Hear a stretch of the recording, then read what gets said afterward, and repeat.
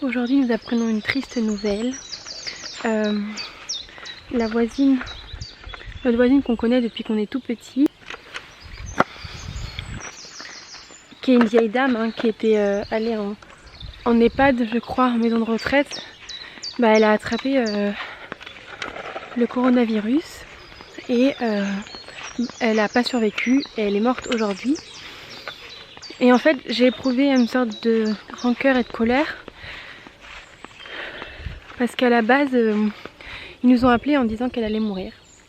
Donc on était restés là-dessus. Et après ils nous ont rappelé en disant, ah oui, ils avaient dit si on continue c'est l'acharnement thérapeutique, etc. Après ils nous ont rappelé et ils ont dit, en fait on lui a trouvé un respirateur, donc elle va plus mourir. Entre guillemets c'était ça. Du coup je me suis dit, ah en fait c'est par manque de respirateur qui sacrifie les personnes. Et en soi, s'il n'y en a pas, il n'y en a pas. Mais j'avais pas aimé le fait qu'ils n'aient pas été clairs. Nous, ils avaient clairement dit, si on continue quelque chose, c'est de l'acharnement thérapeutique, au lieu de dire, on n'a pas de respirateur. C'était donc pas la vérité. Et là, hier, on a appris qu'ils lui ont enlevé le respirateur. Alors, est-ce qu'ils l'ont enlevé parce qu'il n'y avait plus de chance, ou est-ce qu'ils l'ont enlevé parce que quelqu'un d'autre en avait besoin?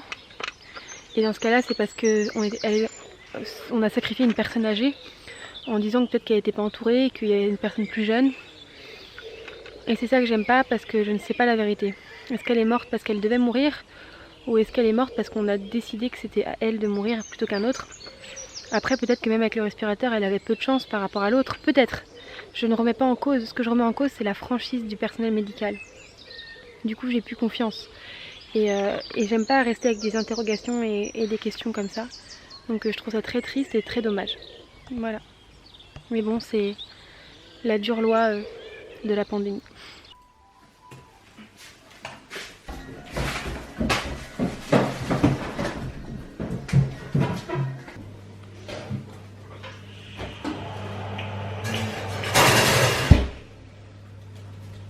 Faut que je recadre là.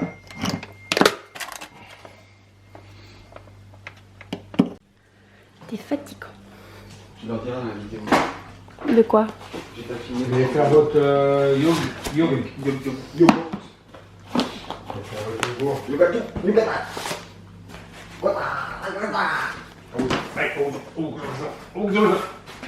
Ça c'est quand ils sont passés qu'il y a l'urgence.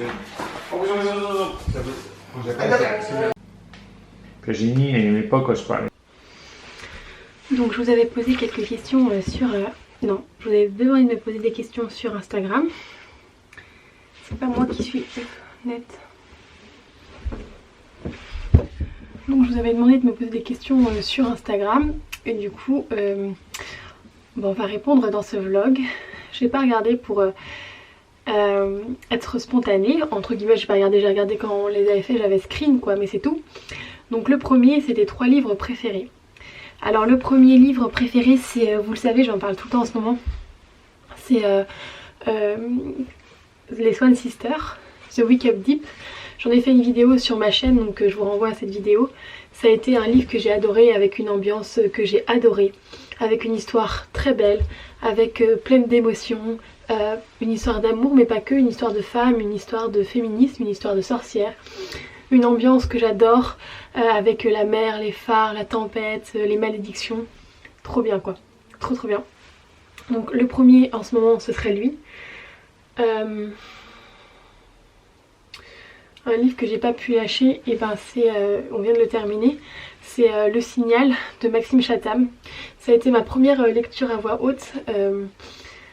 Franchement c'était trop bien, c'était un trop bon moment partagé. On a lu le roman du début à la fin à voix haute et tous les jours je voulais mon chapitre. Donc j'ai trop aimé l'ambiance, encore une fois, j'ai trop aimé avoir peur dans ce livre, j'ai trop aimé suivre, perdre la raison avec les personnages et en même temps essayer de la retrouver. J'ai trop aimé, vraiment. Bon, il nous reste, c'est pas vrai quand je dis que je l'ai fini, il nous reste quelques pages. Donc on n'a pas la cliffhanger final, enfin on n'a pas la résolution. Mais là, pour l'instant, les 600 pages, j'ai trop aimé. Et un autre livre préféré, c'est dur à dire comme ça. Ça serait La Nuit des Temps de Barjavel. Là je l'ai lu quand j'étais beaucoup plus jeune et je pense que ça devrait être une relecture. Parce que là, en fait moi je vous dis mes livres préférés, mais c'est parce que j'ai dû en oublier, j'en ai tellement aimé que je vous dis les plus récents.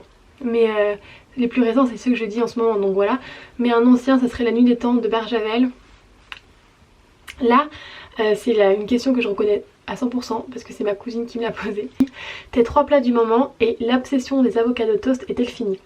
Parce qu'en fait quand j'étais on est partis en vacances ensemble à Osgore et j'ai mangé tous les jours, tous les midis des avocats de toast et j'ai fait des pieds et des mains pour retrouver ça à Paris, mais en fait pour manger un avocat de toast dégueulasse à Paris on paye 15 balles alors que là-bas je pense que ça devait être genre 4 € quoi.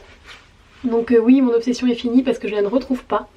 Et mes 3 plats du moment, et ben c'est très compliqué parce qu'on est en confinement. Et du coup à Paris je vous aurais dit beaucoup de choses, mais ici on essaye de se restreindre. Mais en tout cas ce que je fais tout le temps en ce moment c'est des wraps. Je fais des wraps en fait et je mets plein de trucs dedans, c'est vraiment mon truc du moment. Les gâteaux au chocolat, ça j'en fais tout le temps parce qu'en fait j'ai que ça. Je sais pas trop quoi faire d'autre et j'ai pas inventé 300 000 recettes avec le confinement. Donc c'est les gâteaux au chocolat, les wraps. Et qu'est-ce que je mange en ce moment? C'est que ces 2 trucs là que je mange. J'ai pas 3 plats de moment, j'en ai 2. Voilà. Alors, quel est ton livre préféré? Bah du coup, j'aimerais bien... Là il y avait les 3 livres préférés, j'aimerais bien en trouver un autre à vous dire. Je vais voir. Je vous ai déjà dit mes 3 livres préférés. Mais je vais vous en présenter un que j'ai jamais vu encore présenté. Et l'histoire c'est... Je vous lis le résumé. Il vit la parka rouge avancer sur le lac gelé. Il ne la héla pas. Il ne l'aurait pas pu, tant il était captivé par le spectacle de la femme en rouge, se détachant de la blancheur immaculée, devant le décor de la montagne, dans la splendeur du matin. Oh, j'ai du chocolat, vous voyez? Preuve, j'ai encore fait un gâteau. Là, c'est pas un gâteau au chocolat, vous l'avez vu, c'était la tarte à la banane et chocolat, mais elle est pas bonne. Quelle est ta saga favorite? Ma saga favorite de tous les temps, c'est Molly Moon. Et c'est jeunesse, mais j'ai trop aimé. C'était vraiment, j'étais petite, hein, j'étais à Questembert quand j'ai lu ces livres là. Et quand j'ai voulu, c'est une ambiance en fait, c'est dès le début j'ai adoré. C'est Molly Moon a grandi en Angleterre dans le triste orphelinat que dirige l'abominable Miss Anderston. Sa vie est un cauchemar jusqu'au jour où elle découvre ses dons exceptionnels d'hypnotiseuse grâce à un mystérieux manuel. Après avoir envoûté la directrice et obtenu d'être traitée comme une reine, Molly Moon s'embarque pour les États-Unis où elle décide de réaliser son rêve, devenir une star de Broadway, mais ses pouvoirs magiques font des envieux. Quel est ton genre de lecture préféré? C'est peut-être bête à dire mais je suis vraiment en train de me découvrir niveau lecture. Non, sans blague en fait, parce que j'ai lisé tout et n'importe. Au début je pensais que c'était les thrillers, du coup j'arrêtais pas de me focaliser sur les thrillers. J'ai beaucoup aimé, je vais vous en montrer 2. Bah non en fait, je vous en montre qu'un. J'ai beaucoup aimé La fille d'avant. De G.P. Delaney. Tout ce qui est à toi lui a un jour appartenu. Mais je me suis rendu compte que finalement ce que j'aimais dedans c'était la tension et les histoires d'amour. Du coup petit à petit, récemment, grâce à la chaîne de Dina Queen, maman, notamment, je me suis dirigée vers la romance. Et je me rends compte que c'est un genre que j'apprécie énormément. Le contemporain, romance. Mais quand je lis les Swan Sisters, je me rends compte que le fantastique, c'est trop bien aussi. Donc j'aime bien quand il y a de l'action. J'aime bien la beat lit aussi. J'ai lu les Little Head, Twilight. J'aime trop quoi. Mais le point crucial et central, je peux lire tous les genres, lire n'importe quoi. Mais ce qui est très important pour moi, c'est qu'il y ait de la romance parce que finalement, c'est ce qui va me faire halter. Donc si dans un thriller, il y a de la romance, c'est trop bien parce que c'est vraiment ce que j'adore en fait, palpiter et tout. Et mais le fantastique aussi, j'adore. Mais en fait, j'aime tous les genres. Je vous jure, j'aime tous les genres. Je peux pas me définir parce que je ne me connais pas assez bien en tant que lectrice encore. Mais le point commun à tout ce que j'aime vraiment, et ben c'est la romance. Voilà. Donc on va dire la romance. Les chaînes Booktube que tu apprécies bien, il y a, comme je vous le répète tout le temps, Nina Quill, Iman, qui est une copine de Nina Quill. Il y a Les mots de l'imaginaire. Quartier du livre, j'aime beaucoup, je viens de la découvrir, j'aime beaucoup. Voilà, c'est vraiment... Et Madison Ramaguette, c'est les booktubeuses que je regarde le plus. Si autrement c'est pas en rapport avec Booktube, celle que je regarde énormément c'est Rachel Lou. Je vous conseille à 100% sa chaîne, elle est trop bien, elle a pas beaucoup d'abonnés en plus mais elle est trop bien. et Laura Munzi. Donc voilà pour les questions. Alors je ne sais, en fait j'avais mis ça, après j'avais commencé à screener et après les 24 heures étaient passées dans la nuit, enfin bref, et je suis pas sûre d'avoir screené toutes les questions. Si vous voulez me poser d'autres questions, ça me ferait vraiment trop plaisir. Dites-les moi en commentaire. Voilà, c'est tout. J'espère que ce vlog question vous plaira. Et il est déjà long, ça fait 12 minutes que je parle. Puis à lire, j'ai ces 2 livres là que je viens de retrouver là chez ma mère. Et L'art français de réussir sans forcer facile de Olivier Pourriol. Et La vie secrète des arbres m'intéresse à 1000%. Il faut aussi que je fasse le tri là-dedans. C'est mon bureau. Il y a plein de livres et magazines que je dois trier parce qu'il y en a que j'ai lus. Mais pour la plupart, je les ai pas lus ou alors je souhaite les relire. Et du coup, je les mets là. Là, c'est un livre VO, mais je suis vraiment trop nulle. J'aurais peut-être m'y mettre, tiens. Je l'avais pris en Angleterre. Il y a La Dame aux camélias. Il y a plein de classiques que j'ai mis là en fait, que j'ai envie de lire. Pas mal de livres de développement personnel que j'ai pas lus parce que les livres de développement personnel, en fait, je les achète et je les lis jamais. Mais je suis trop contente de les acheter. Et je les feuillette. Mais celui-là, je l'ai pas lu. Celui-là, j'ai pas tout lu. Celui-là, je l'ai pas lu. Celui-là, je l'ai lu, mais il est tout court. Il y a quoi d'autre? Pierre Rabhi, La part du colibri, je l'ai pas lu. Enfin, c'est du grand, n'importe quoi. Oh tiens, je vais me faire mettre... Est-ce qu'on colorie? Mais même lui, où est-ce que je l'ai eu? Vous savez, je sais même pas où j'ai eu ce bouquin. Et il a l'air trop bien. Je pensais que c'est du coloriage. Allez, celui-là, je me le prends avec celui-là. Voici ma nouvelle pile à lire qui se rajoute de ces livres-là. Enfin, ma pile à lire que je dois lire là dans le mois. Parce qu'une pile à lire, en fait...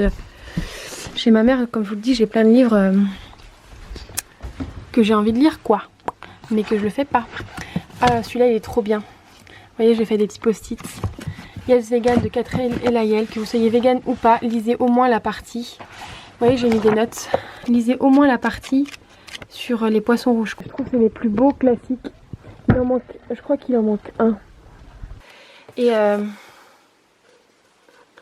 y a plusieurs classiques dedans. J'avais dit que je commencerais par eux. En fait, j'avais dit que je commencerais par Eugénie Grandet ou Au bonheur des dames. Et personnellement, je pense que je vais commencer Au bonheur des dames. Regardez cette dorure. Non mais ils sont pas trop beaux. En fait, j'étais jeune en plus quand j'ai acheté ça. J'avais craqué. Et je suis bien contente maintenant, quoi. Même si c'est que des années plus tard que je vais peut-être finalement les lire. Je crois que je vais commencer par Émile Zola parce que j'ai déjà lu les livres d'Émile Zola et je les aime trop. Et nous les gîtes, on prend ce petit portillon et c'est les... Là vous les voyez blancs. Voilà.